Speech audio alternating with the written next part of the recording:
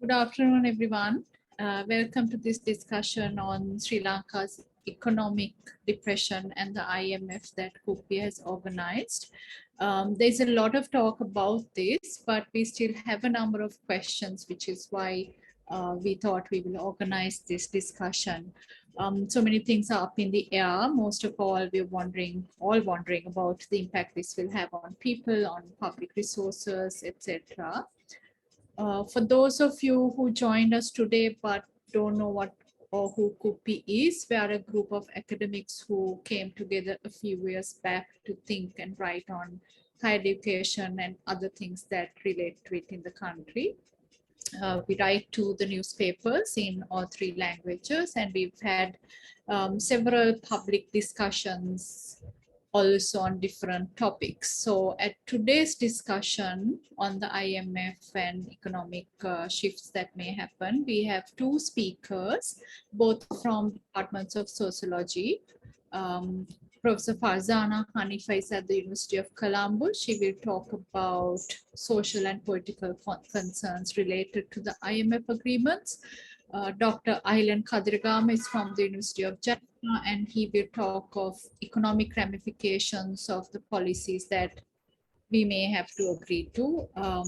Professor Hanifa will speak first, and then Dr. Kadirgama. We will keep it to 15 minutes of contribution from both, and so that after that we will move on to a Q&A, and we want to keep as much time for the Q&A as possible. So I invite you to add questions to the chat if you don't do it till both Professor Hanifa and Dr. Kadirgama have stopped speaking, but afterwards, of course, we can all raise questions. Farah, you can start. Thank you, Kauti. Yeah. So good afternoon. I am actually going to start with a disclaimer, which is that I really am not an expert on anything to do with the IMF, and I barely understand sort of economic thinking. So my perspective, I actually feel like I should have had some training in economics, or I should have had some training in constitutional law to be able to actually understand and sort of like get a grasp of what is going on in our country right now. But unfortunately, I don't.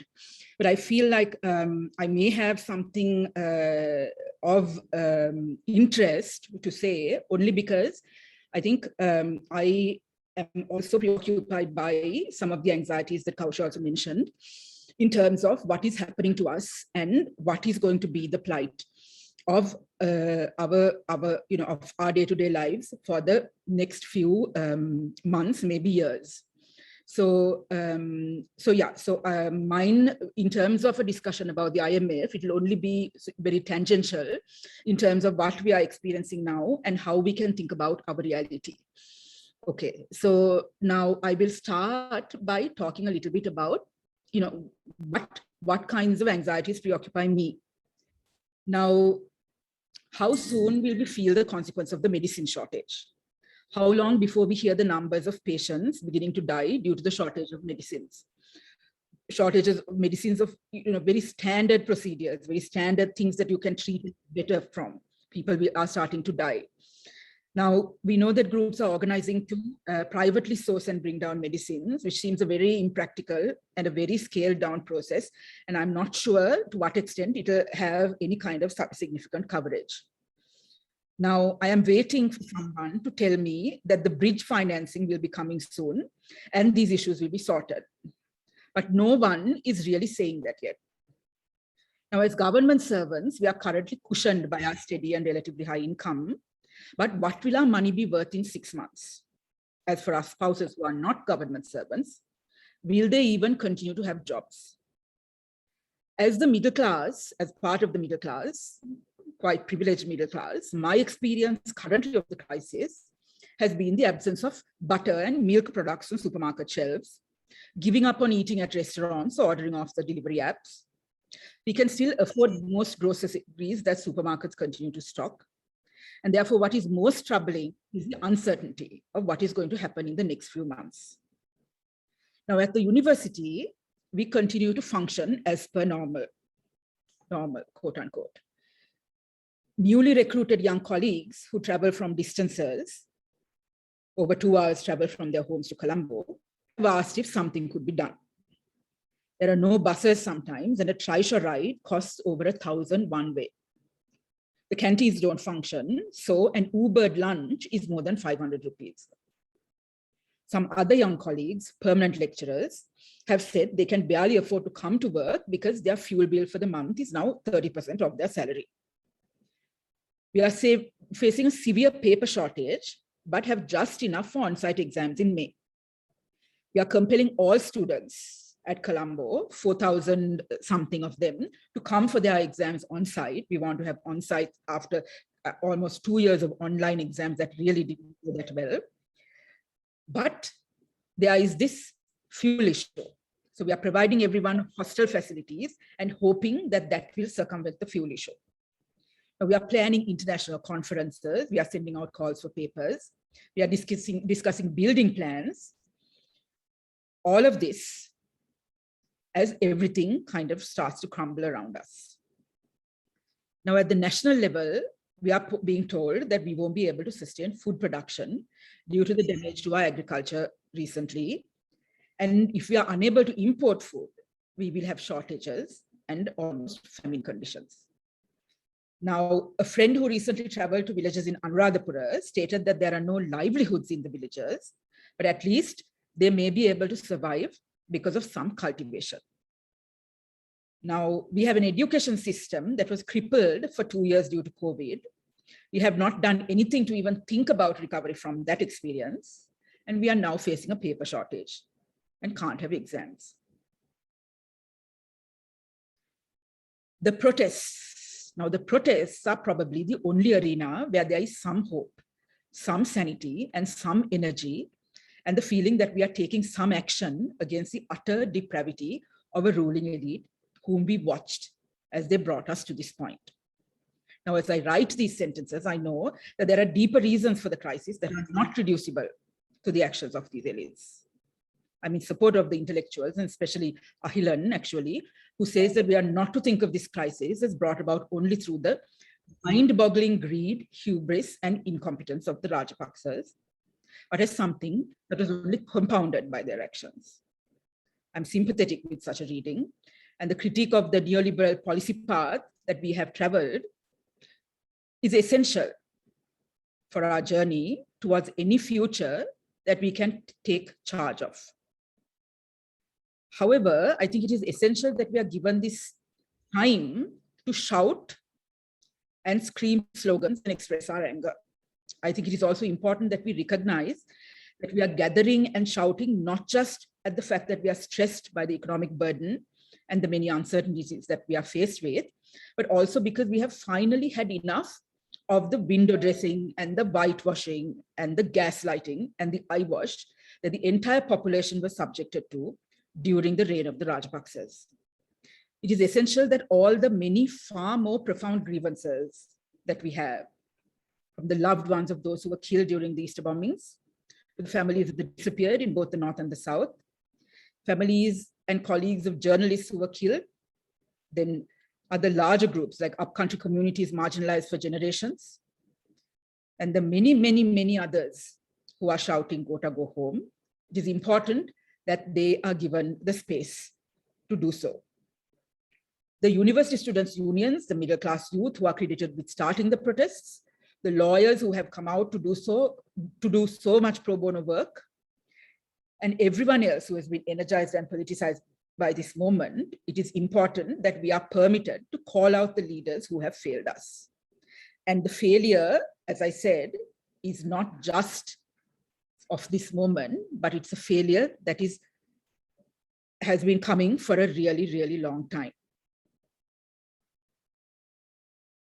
Now, as a person working with issues concerning the Muslim community, now I was privy to how the manipulation of the Rajapaksa regime brought about the anti-Muslim movement and the events of Alutkama and Digana and the deaths of the Easter bombings, but also most recently the forced cremations and the criminalization of everything that is Muslim.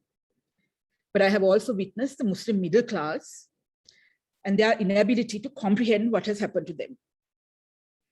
as a result of this anti-Muslim movement, and unable, therefore, to understand how best to deal with the problem. At times, we were fighting with each other, and how our various practices triggered Sinhala responses, not with the racism of the media and the regime. The toxicity of that racism that we lived with for years resulted in us turning on one another. So the playing of the call of prayer at Golface, the iftars, niqab-wearing women moving freely on their own are significant. Of the clips circulating on social media, one of my favorite was of a niqab-wearing woman screaming insults at the president in a high-pitched and particularly dissonant voice and leading a chant. So there must be thousands of stories just like that. When I'm at the protests, either with friends, with colleagues, or with my children, I look out and try to find the odd individual protesters standing alone. And there are always many to be found. There are crowds of young people, there are crowds of groups who've come together, but there are also always one or two individuals standing alone, compelled to be there, holding their placards.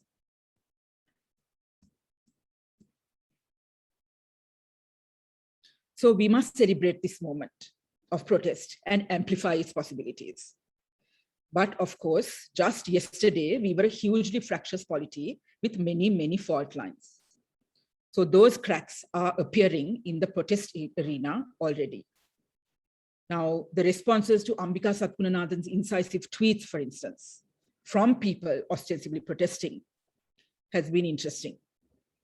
A young lawyer called her a racist and alluded that there were many such racists who prevented minorities from joining the Sinhalese and who profited from such a position. Then more recently, a war heroes tent came up in Golface, and then there were chants stating that the military and the police were all ape lamai, our children. Those who were critical of the state's use of the military and the police to carry out violence against civilian populations, minorities, and the marginalized, and those who saw them as complicit in human rights abuses were not happy with this. Then slightly more benign perhaps, but very significant, was the choral group that sang a song from the musical Les Mis, Can You Hear the People Sing, and forgot to sing the national anthem in Tamil. Then there was a set of suggestions for solutions put up at Gota Gogama that called for one country, one law, without critiquing the manner in which this same slogan was used to pathologize Muslims. And no one is saying, don't go to the IMF. Protesters are saying, go to the IMF as soon as possible. So we are preoccupied today with two main concerns. How do we get out of the economic crisis so that the gas and petrol lines and the power cuts may cease and we can start to address the economic woes that they represent? And the second, what is the solution to the political crisis? Can we get the Rajapaksas out? Now, those of us who want, not those of us, but those who want us to go to the IMF are under the impression that that is the only option to somehow ease the dollar shortage and the knock-on effect that is slowly killing our economy. We are being told that since we are resilient, we should be back on our feet in 6 months or so. But more critical economic analysis seems to show that this is really unlikely. We are in this crisis for the long haul, it seems, and there are no short-term solutions, no shortcuts to relief. While going to the IMF seems inevitable, there is not enough information about what that process will do. So just before I came for this presentation, I read in the Samarajiva's article, I think in the Daily Mirror today, that referenced some writing by Daniel Alphonsus. In that article, they say that in the short term, our lives become barely tolerable. And as I was reading the article, I heard from my husband that electricity was going to be increased by 100%. So what is being said in that article is scary, and the solutions to our problems is not in the short term, not in 6 months, but long term. We have to re-engineer our economy to ensure that we have industries that produce for export and that we are not caught out once again in this trap against the dollar, and we must ensure that our food production is safe. Now we are being told instead by, for instance, I was listening to Harsha De Silva, we are being told that this is an old notion, that we must not shut ourselves away from the world, that we should get with the program and engage with the global economy. While that is all well and good, we need to think about our priorities and ensure that we engage with the global economy on our own terms as much as possible. What is our requirement? To look modern or ensure that our population does not starve, that we have services that are attractive to foreign tourists that may or may not come, or that we have a functional state-funded education system. Do we ensure that we have the ability to consume in a manner that is on par with the rest of the world, or that we have utilities that everyone can afford? Basically, do we have an economy that is in touch with the world that permit a few to do well at the expense of the larger populace? Or do we practice old-fashioned controls to ensure that we have a healthy population which has access to a decent education and some social support? So this seems to be what we are arguing about when we are talking about the IMF going to save us and the IMF not going to save us. Now, for me, it seems clear that with or without the IMF, we are in this again for the long haul, that the deprivation that we are suffering now is going to continue and possibly get worse, that the raising of the fuel price, the raising of the electricity is going to cripple our businesses, and that we are going to have an increase in poverty and a loss of food security, right? And difficult lives for a majority of our population. Now, what has been most useful for me in thinking through what we are experiencing and what we seem to be set to experience in the long term are the historical moments where we have had this kind of difficulty before. I'm old enough to remember the 70s and the early 80s.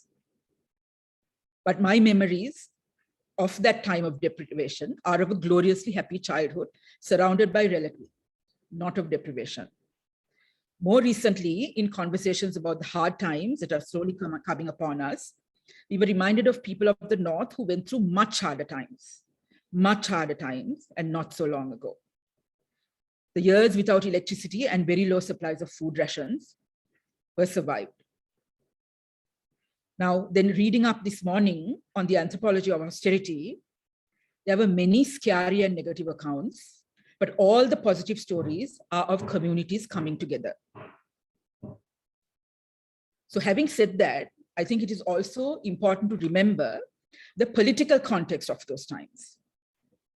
The political authoritarianism that was ongoing at that time or immediately followed. Of course, we need a reassessment of our way of life, our patterns of consumption, our goals and our priorities, and how we conceptualize a future for the country and our children need to be rethought. The point of our neoliberal system is that there is so much to do, forms to fill, paperwork to complete, rubrics to formulate, and as Shamala had written today, quality to assure, that we have no time to think, no time to connect with one another, no time to ponder on anything that will not be considered productive. Now, amidst the power cuts that force us to suspend our productive activities and the fuel lines in which we are forced to sit, not doing anything, maybe we can ponder some of these questions. Maybe we can come up with solutions that are not stripped away from us in this race that we are in right now. Now, I do not mean to suggest, of course, that the fuel line that I will wait in my car purchase with my car permit is the same fuel line that the three-wheeler driver waits to ensure a day's livelihood. His wait is much more fraught than mine. The shortage of butter in the supermarket that bothers me is not the same as the 1 meal a day, if that, of many families even today. And that, I think, is the reality that we are inadequately accounting for when we are waiting for the IMF. If people are protesting at fuel lines today, how are they going to be protesting at the 100% price hike of electricity announced just now? Austerity measures have always resulted in the bringing of authoritarian populists to power. At this moment, when we are already celebrating the imminent departure of one set of authoritarian rulers, why are we consenting to the conditions that will surely bring about another? I am asking that we brace ourselves for what is to come, or rather, what is already upon us, and use it as an opportunity to re-engineer our way of life. We would be wrong to think of it as a brief hump that we need to get over in order to get back to the way things were only a few months ago. We have to think and ponder and plan, but I think most importantly, we need to fight. We need to fight back against these truths that are being foisted on us as the only solutions, the only relief, and the 6-month or so period of hardship. That is not the real story. And I think it's time that we were better informed about what that real story might be and fight back. Thank you. Thank you, Farah. Aylan will speak now, and after that we take questions.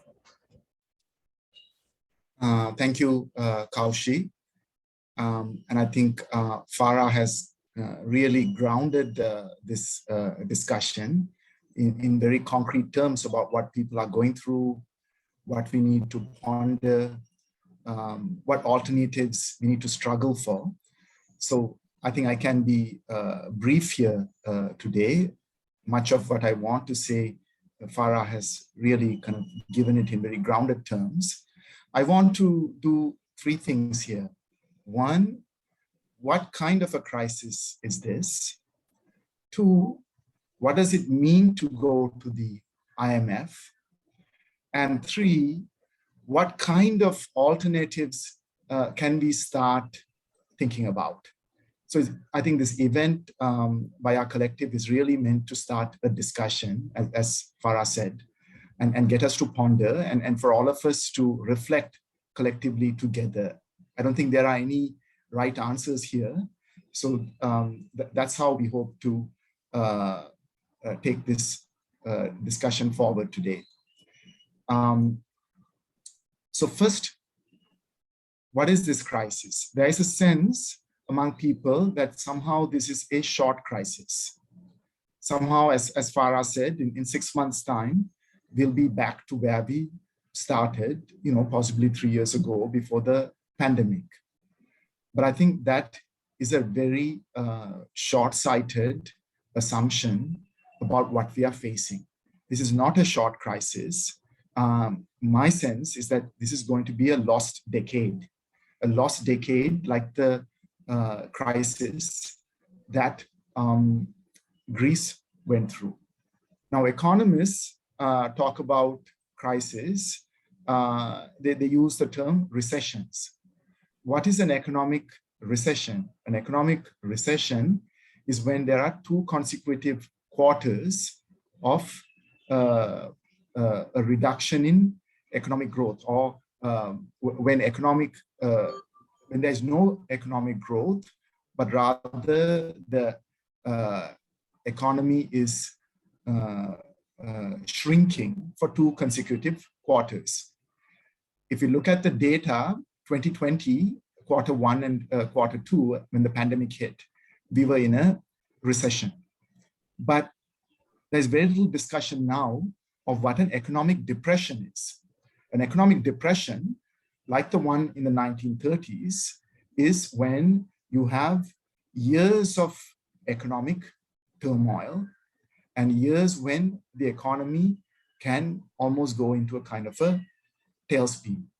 So that is what, in a sense, I would argue we are going through. We are seeing a disruption of the economic system itself. And so what are the dynamics of this disruption or this crisis? And I want to say here, the reason why this is also not getting much attention is because mainstream economics or neoclassical economics, or I would argue even the economic discipline itself, does not have a theory of crises. Therefore, they are not able to understand the dynamics of such crises. It is the Marxists who have always talked about crisis and attempted to theorize crisis, and often not fully. But in mainstream economics, there is no sense of analyzing the crisis because it's always assumed that somehow the markets will clear and the markets will get us out of this. So at heart are there fundamental assumptions about the market that does not allow them to analyze what I'm calling an economic depression or an economic, a serious economic crisis. Now, what would be those dynamics? One, in such a depression, the economy will go into tailspin. In other words, the various factors at work in the economy will reinforce each other towards continuous decline in the economy. So private actors, including the private sector, won't produce because there is no prospect of profit. And if there's no prospect of profit, with the kind of inflation that we are seeing, the kind of cost of capital that we are seeing, then they won't produce. They will start to reduce their production. Not only that, consumers won't be able to, can't consume because their wages are declining. And when they don't consume, the demand for the production of the producers will decline. And on top of that, if the state also decides to carry forward austerity policies, the demand that only the state can create, taking the risk, also taking on board the losses, that demand will also be reduced. So these kinds of multiple factors at work is what pushes the economy into a tailspin, and it can be very prolonged. The global situation at the current moment is also not conducive. The Federal Reserve and the various central banks are on the path of increasing interest rates. So it makes the cost of capital that much more expensive. And global commodity markets are seeing huge price hikes, partly due to the war in Ukraine, but this has been a trend for a number of years now. So all of those factors together are pushing us into a depression, that there has to be some major shift in policies, some major ways of pulling a country like Sri Lanka out of this depression, but we are not seeing any of that. And amidst this sort of fall in production, what I'm really worried about is what's going to happen to our food system. Because what is really worrying is the food crisis that people are meeting, and that could mean that we have starvation or famine type of conditions. Already over the last 4 decades, we have become much more dependent on imports for foods. But now, particularly the last 2 years, the fertilizer ban, in a sense, was like shooting a moving vehicle that was running at 100 kilometers per hour. The tires have blasted, and now the truck itself has crashed. And if you think if we can just change the tires, somehow we get the fertilizers back and everything will be back to normal, I think that's a big mistake. Farmers have started to lose confidence in agriculture because they're not getting the incomes.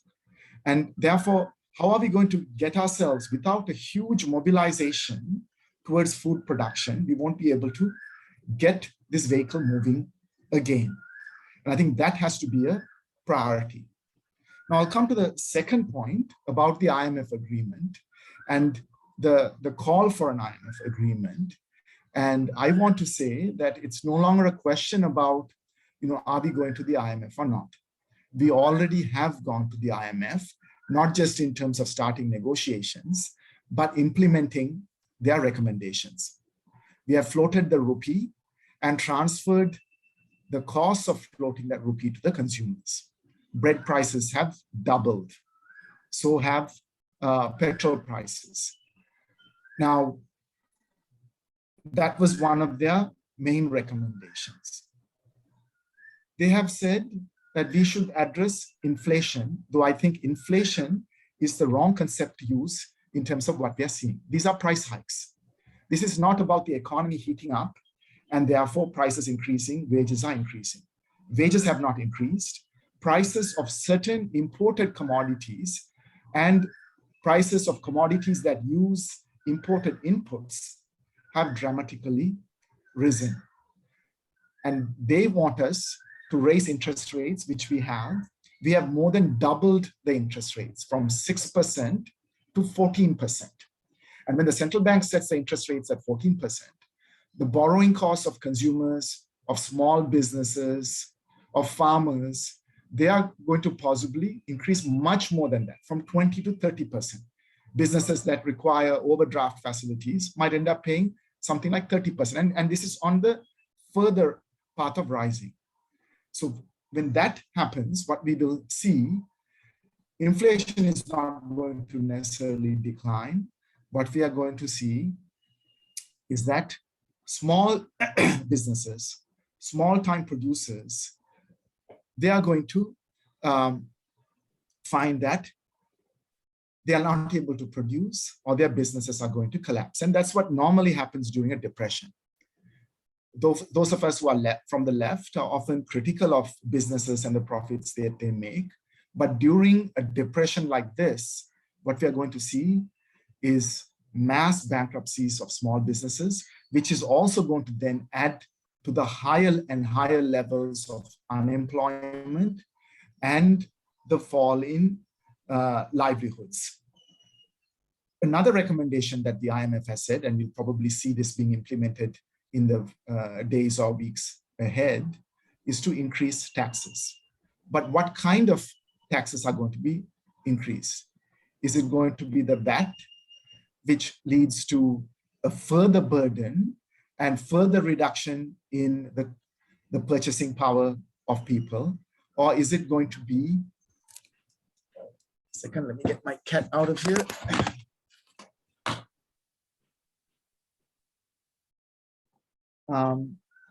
Is it going to be further reduction in the consumption capacity of people? Is it going to further increase the burden on people? This idea that the IMF is somehow a magic bullet. We've already gone through 16 IMF agreements, the most recent one in 2016, before that in 2009. This time around, we might be going for multiple IMF agreements and much more sooner. So let's not kid ourselves that somehow going to this IMF this time is going to solve our crisis. It's for us to figure out how we are going to deal with this. The third point I want to put forward, and this is really a discussion for all of us to have together, is what are the alternatives? What should we be doing in the short term? What can we think about in terms of the medium and longer term? In the short term, as I mentioned, I think we really have to focus on our food system. Because if people are starving, everything else to me is meaningless. How are we going to ensure there's enough food production? What kind of a food production drive are we going to have? The government doesn't seem to have a clue. How are we going to prioritize food imports, essential imports? It might be oil, it might be medicines, it might be goods for production and even exports. I think the state has to take control of that. Otherwise, there will be no prioritization. If you let private actors do that, they're going to go where the margin is. They're going to hold the goods, even if they have it in supply, because they're going to wait till they can make a profit. That is just the logic of capitalism. So we need the state to take control of imports. We have to have a public distribution system where the state ensures that the goods reach where it's needed. The market in a time of depression is going to work in tailspin. It's not going to help bring things back to normal. It is going to be a reinforcing force in the tailspin of further disruption. And where are we going to, and particularly when we are in a depression, when people don't have the capacity to, the purchasing power, there have to be subsidies, there has to be relief. But the question will come up, where are we going to find the revenues for such subsidies? I have been arguing, and this has been continuously falling on deaf ears, that this is not the time to increase the VAT. It's possibly not even the time to increase income taxes, because incomes are also falling, that we have to draw on the accumulated wealth. And of course, that accumulated wealth has been in greatly unequal terms. We have to dig into that accumulated wealth and distribute it through a wealth tax, through forms of subsidies to get people to be able to consume. In the medium term, we really have to start changing our priorities. We have to think in terms of self-sufficiency. The logic over the last 4.5 decades has been that if we let the market work, if we liberalize our markets, if we liberalize trade, that this would lead to prosperity. And I think we are a great example of how this is not the case. And we have to get our priorities right in terms of at least ensuring we are self-sufficient to the extent that we can in the products where we can be self-sufficient. And we have to move away from a complete dependency in the global market. Next, we have to build up on our strengths, which means a focus on social welfare. So those, I would say, we need to start a discussion, even as we are trying to fight this crisis in the very short term, our immediate concerns, start to think about the medium term in terms of self-sufficiency and a focus on social welfare. Our longer term policies have to really fundamentally rethink financial and trade liberalization, which are at the core of the crisis. We were the first to liberalize trade and finance. Of course, capitalism goes through crisis. We are going to see much of the crisis that we are seeing in Sri Lanka also affect many other parts of the world. We started early. We have been hit with the crisis much more earlier as well. And as the world goes into crisis, as the global order unravels, we really have to rethink these policies of trade and financial liberalization, and even question some of the sectoral priorities, this focus on tourism that Farah mentioned. What are we going to invest in for the long term? We've seen that the last 13 odd years after the war of investment in infrastructure, very heavy infrastructure, the highways and so on, are not giving us the returns. We have seen that a focus on export-oriented food production has actually undermined our own food security. We need to fundamentally start rethinking these priorities and think of a different kind of global order that is now emerging. And how are we going to trade with other countries? What kind of global economic relations are we going to have, even as we think about the priorities that we're going to focus on? Thank you.